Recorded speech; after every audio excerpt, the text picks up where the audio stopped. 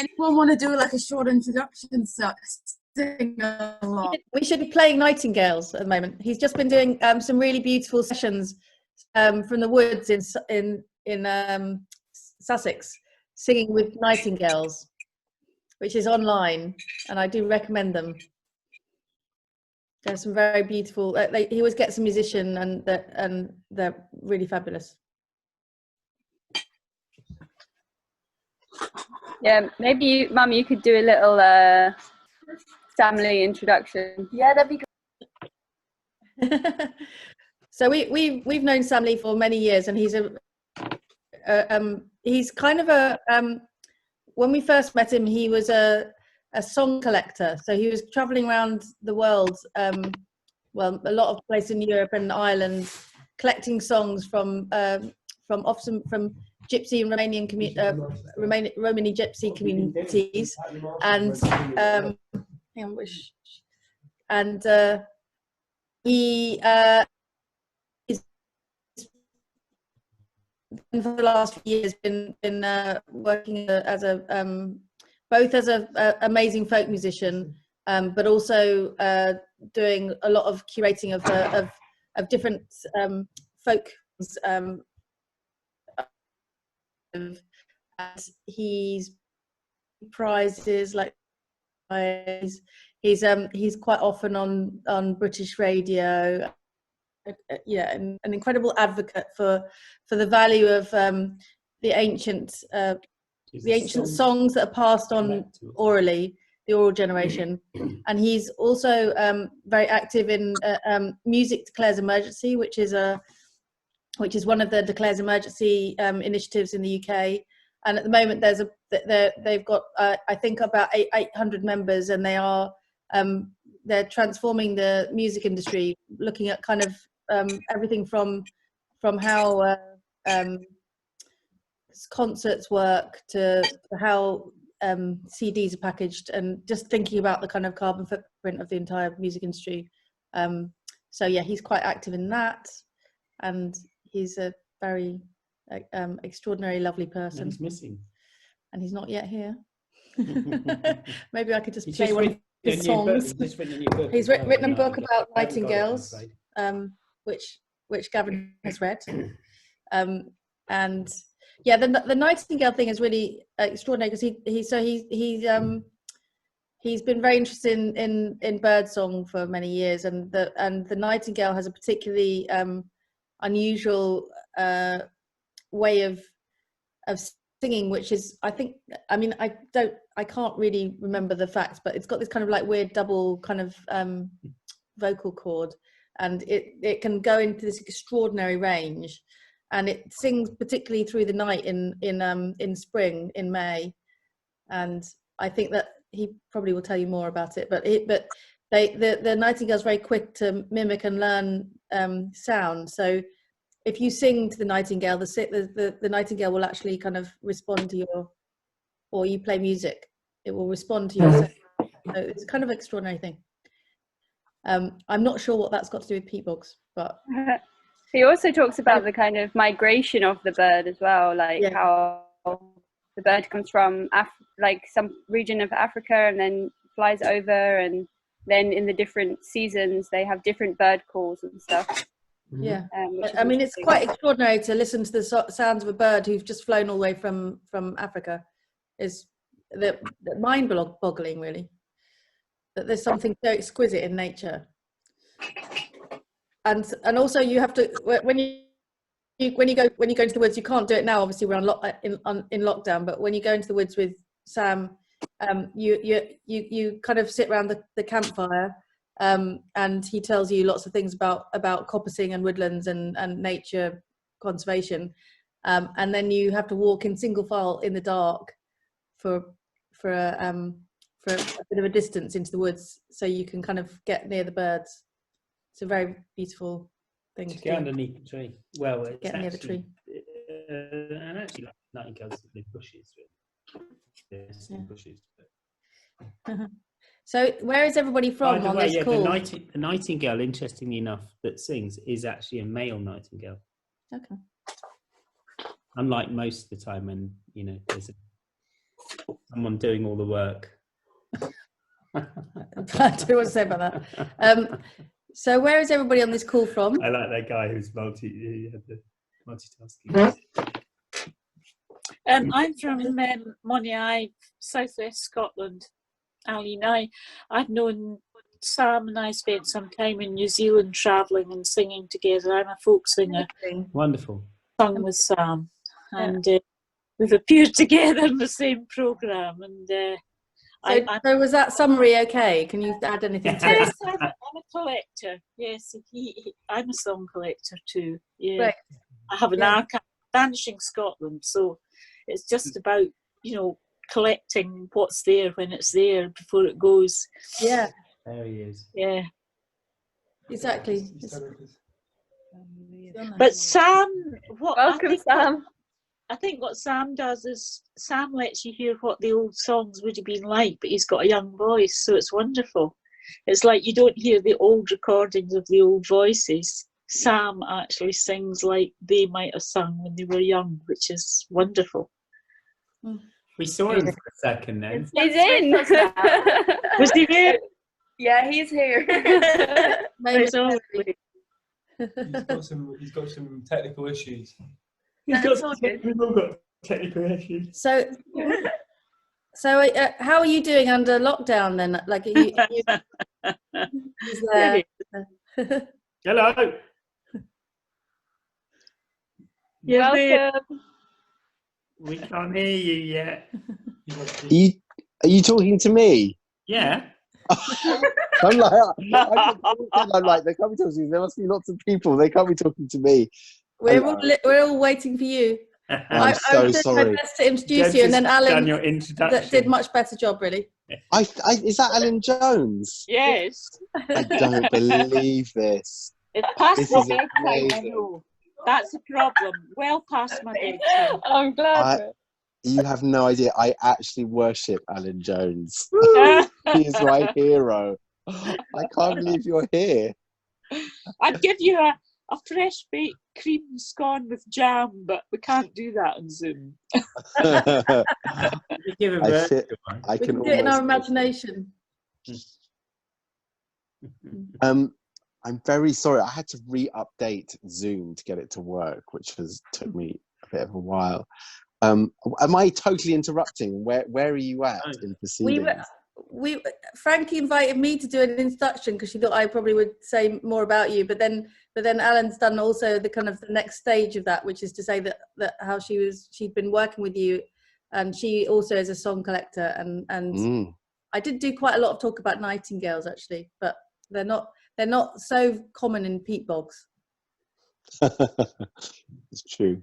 So Frankie, do you want to take over the introduction now? My video. I think we're all doing a good job together. Sam, I'm just going to take it over to you. Okay. You're doing a much better job. So where do I start? Hello, Frankie. Nice to see you face to face. So I was going to sing a couple of songs or something. Is that okay? Yeah. And maybe say a few things and sip my tea. So I've just finished bedtime with my daughter, which took a lot longer tonight. And I sang her this song, which I'm going to start with, which is a longing song for the moor. And Alan will know very well. I met Alan around the same time that I met my teacher, who's a Scottish traveller called Stanley Robertson, who I'm sure Alan knew very, very well when he was alive. And he was one of the great keepers of old law in the Scottish northeast, but knew Scotland like the back of his hand, inside out, going back hundreds of years, and had songs and stories for the whole of the Highlands, the Lowlands. And there was one song that he learned.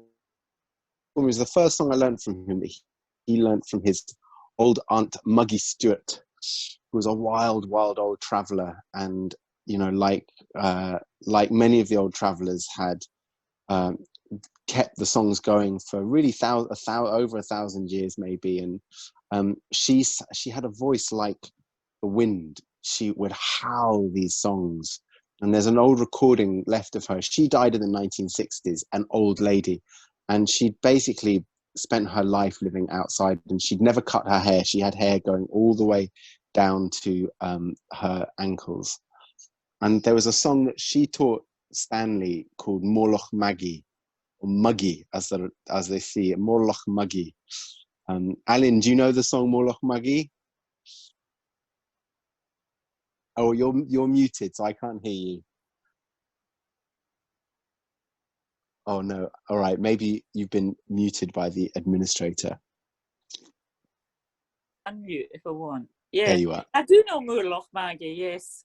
And he sang it. I think you'll sing it better than he did, because he always had this very long-winded way of singing a song. Yeah, well, he did, but I'll keep it true to that Eastern way of that this is a melody that for me always matches the moorlands and that incredible landscape of open treelessness, and then also a little bit like the North Sea as well, the way the land just kind of falls off the cliff into the wild ocean.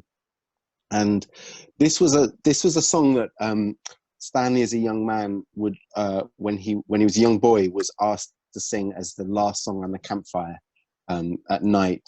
You know, as the morning glow is starting to appear after a night of the family having sat around the campfire with the wagons and the tents, singing throughout the night and stories, singing ballads. This was a song that Stanley would often be called to sing as the kind of parting song, the end of the night after, you know, the 6-hour marathon of songs. And I think it's a kind of gratitude song, a saying thank you for the land that has sustained that family and that community, and they've lived off, and they've, you know, picked the berries, they have fished for the oyster, the freshwater pearl mussels, and all the things that they made their living off on the land. This is the thank you song. So I'll sing you Morloch Maggie, and it's got a very strange tune. So I'll just sing it in the old way. It goes like this. And do you see, love, yon flock of sheep, 100 must I own, but 2 or 3, and I'll grant them all to my Morloch Maggie, if she consents for to guide with me,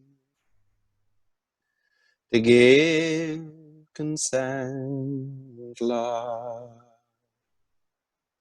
I dare not give to herd your sheep high on young heathery hill,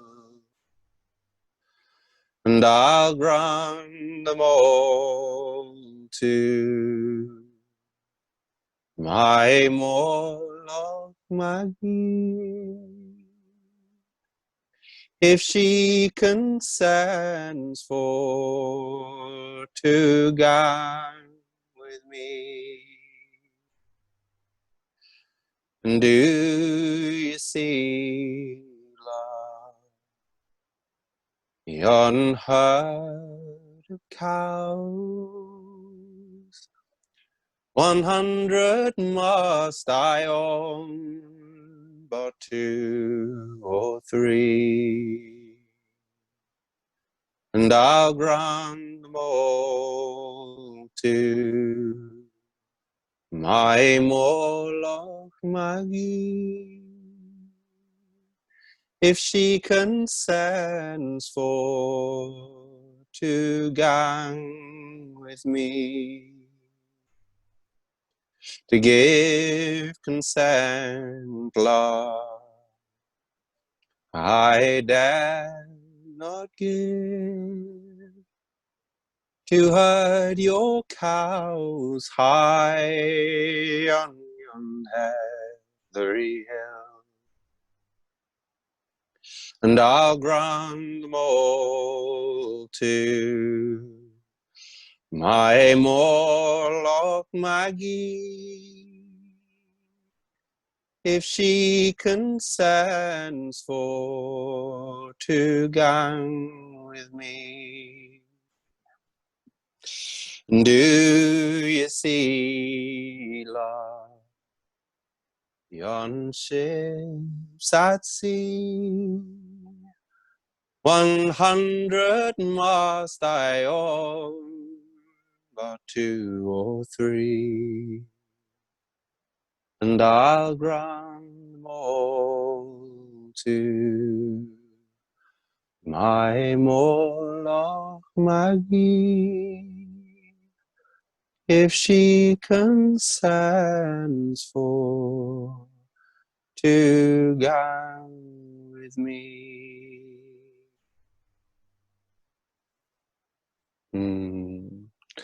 Morlock Maggie, thank you. And it's a song that I often think this woman, the Morlock Maggie, she's not a real person. She's the spirit of the moor, of that boggy, peat rich, deep in water landscape, that she appears out as a sort of spirit that family would sort of say thank you to.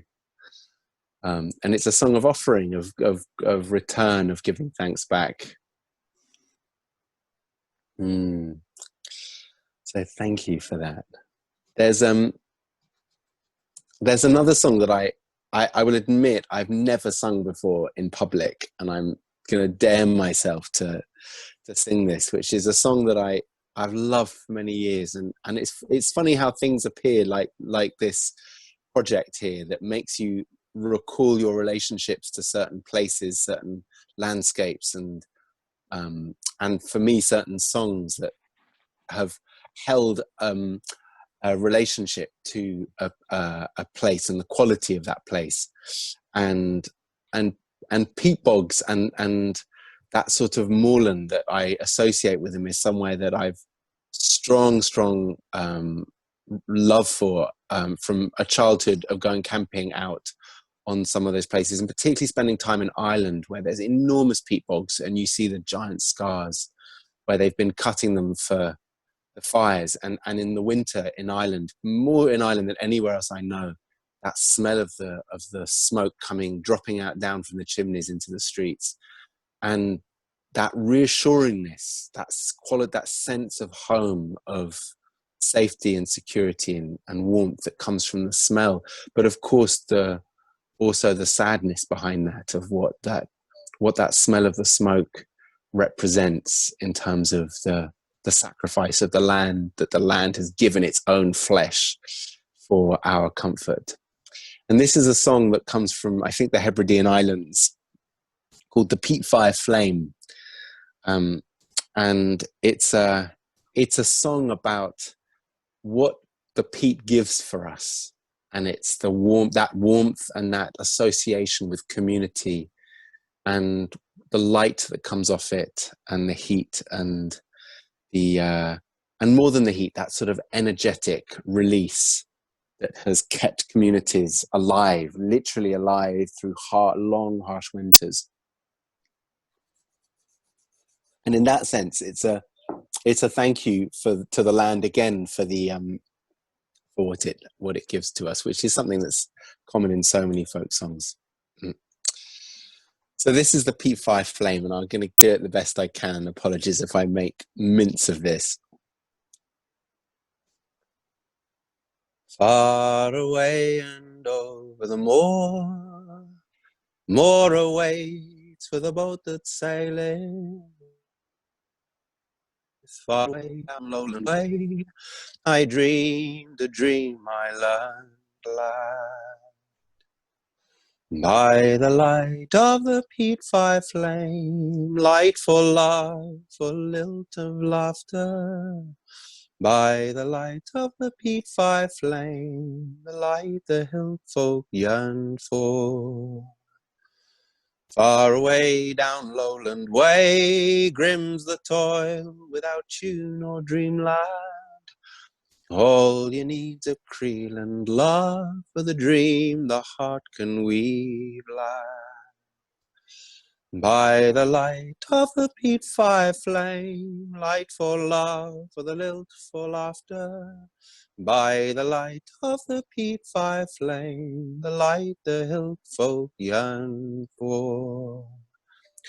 Far away the tramp and tread, tune and laughter of all the heroes, pulls me onward over the trail of the dream my heart may weave glad. By the light of the peat fire flame, light for love, for the lilt or laughter. By the light of the peat fire flame, the light the hill folk yearn for.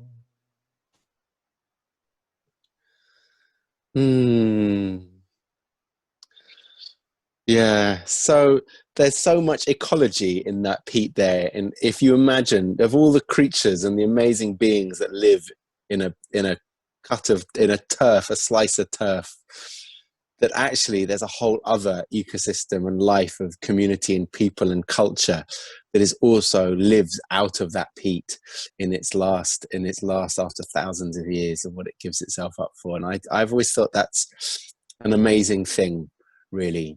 And the peat being so ancient that it mimics almost the ancientness of the songs and the culture. And I think that's a really powerful idea of what that an ancient people need an ancient fuel. Yeah, so that's a more romantic side of the peat, and I think this is where I hand over for others to speak more pertinently about the plight of peat. So thank you for listening, and I'm gonna hush now. Thank you, Sam. It's so interesting because we've just been doing like poetry, different layers of poetry, and I feel like they're all now layering up in some way. We just did a reading of the Bogland by Seamus Heaney, and there seems to be these kind of recurring patterns that keep like coming back up with sort of the different meanings of the bog and how they kind of coming through. I don't know if you want to layering up like the peat. Sorry, or some sound. Yeah, they just like keep layering up and coming together and like building up, like the peat building up.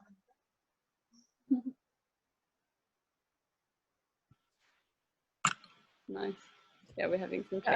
I think it is the relationship between the past and the present and the future that we are exploring here, isn't it? The kind of sense of what green thing. Maybe I'm muted still. Can you hear me? Oh, just that the sense of where we go next from here, because the kind of we can't go backwards, but we can learn from our past to think about where we are now and how we want to think about where we want to go next from here. And I think that the sort of those ancient songs and the sort of the kind of the kind of culture and the history that sit within those songs are things that we need to also think about, the kind of ways that people live on the land and the way that the land can sustain the people who can also protect the land, and what that means for our future. It's quite interesting to come from the pole vaulter from the Netherlands just now, which was the previous talk we were on, Who was talking about the kind of quite industrialized use of peat bogs in the Netherlands. You know much more about this than I do, Frankie, so you better probably talk about it. But it's just quite interesting the relationship between that and then the Seamus Heaney and the Irish landscape. And then actually is Alwyn still here? Yeah, because Alan, you could also maybe you could talk about the peat bogs of Scotland and how that relates to Scottish culture as well. Oh well, it's absolutely, the Highlands isn't the Highlands without the peat bogs, and neither is the Hebrides or the Western Islands, because when people grow up there, I mean, you can't walk beside these people because their legs have developed into these most amazing machines that can go over peat bogs. So, but you can't talk about a peat bog as being just one thing, but they're very, very difficult places to traverse. In the south of Scotland here, we have peat bogs, and they're mostly big banks of sphagnum moss often, up on top, or very, very ancient peat bogs, which have been here since the last ice age. It's just a very special culture, the people who live in amongst peat bogs. But there is a peat bog expert in Moniaive, Matt Cook. He put me in touch with coming on here tonight, and he was on earlier because he's going to be buried in a peat bog, which I think is quite interesting. Because if you get buried in a peat bog, you get preserved forever. There was also a song earlier about this specific line, buried, like, when I die, bury me in a peat bog. It's all coming round. It's like this circular layering. Yeah, that's my song. Oh, there we go. That's Matt's song. Yeah. We're just saying, like, it feels like it's all sort of concluding and coming together. It feels so like full circle. Yeah, it's brilliant. Thanks, Sam. Great songs. Yeah. Thank you. And I will add on very quickly about the circularity of this, which is quite amazing. The incredible preservatory qualities of the peat, of how things, seem to survive for thousands of years. That I met a luthier who makes guitars, and he's very well known. He only makes the guitars out of bog oak, of the oak, the fallen oak trees that have laid in these bogs for 2,000-3,000 years, and mature. This wood has seasoned itself underwater in the kind of rich tannins and of the bog. And these guitars, which are, look pristine, but they're made out of this ancient wood that has a whole different vibration and sound to them. And when he plays these guitars, actually he can't play the guitar, but other people who've played the guitars that I've heard, it's extraordinary, this idea of playing. It's like you're playing with the spirit of the bog, and an ancient forest that once lived around the bog. So they hold on to things in such a good way. So anyone who gets buried in there, they're being looked after. We'll sing again. They'll be revived and resuscitated by science. Well, on that note, we all need to go to bed after 24 hours of this is crazy. You're not done yet, Frankie. Yeah. Do we get to hear Matt or Alan do their songs? Maybe. We got time left. That was a question for either of you. Would you I'll just get my guitar. All right. It's funny because when Sam started singing the Peat Fire Flame, I thought, oh my God, it took me back to primary school. Yeah. And I wrote down, because I always have a pencil in my hand and I always have a notebook, Marjorie Kennedy Fraser. That's what I wrote down. And I was right, it was Marjorie Kennedy Fraser that wrote the song. It's funny. Oh, did she write it? She wrote it. The Corries made it famous because they. So everybody thinks it was the Corries that wrote it, but it wasn't. It was Marjorie Kennedy Fair. She had a whole school book, and every child in Scotland sang from this school book and sang all these sort of makey-uppy Hebridean songs, you know, all sort of lovely, you know, where actually it wasn't a very. It's not a very old song. No, I was going to say it's not a very easy life living by the peat fire flame, you know, and these cottages, it's all romantic. It was all romanticised as a sort of Celtic twilight, but the reality, if you read about it, as you know, is not the same. Here's Matt. He's going to give you my song that I'm singing at the moment is the Rose, the Briar and the Rose. It's my favourite. Okay, I'll do this song. Do sing along. I've got my family here.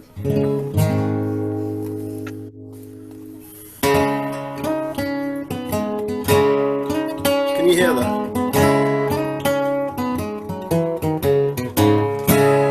When I die, bury me in the peatlands, with me best boots laced up on me feet.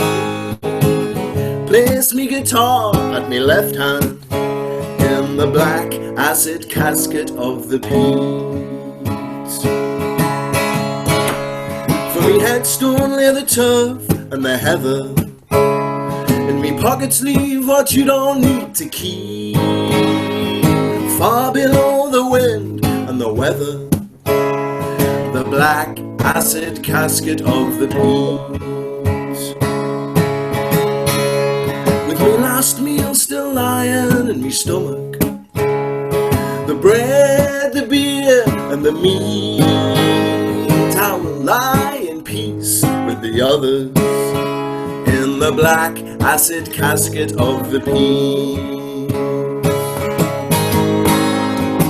3,000 years when you find me, 27 hands below your feet, I'll be keeping the secrets beside me in the black acid casket of the peat. And I will tell you the story of the ages, the song of history bittersweet, handwritten in the cracked and brittle pages in the black acid casket of the peat. So when I die, bury me in the peatlands, me best boots laced up on me feet. Place me guitar at me left hand in the black acid casket of the peat. In the black acid casket of the peat.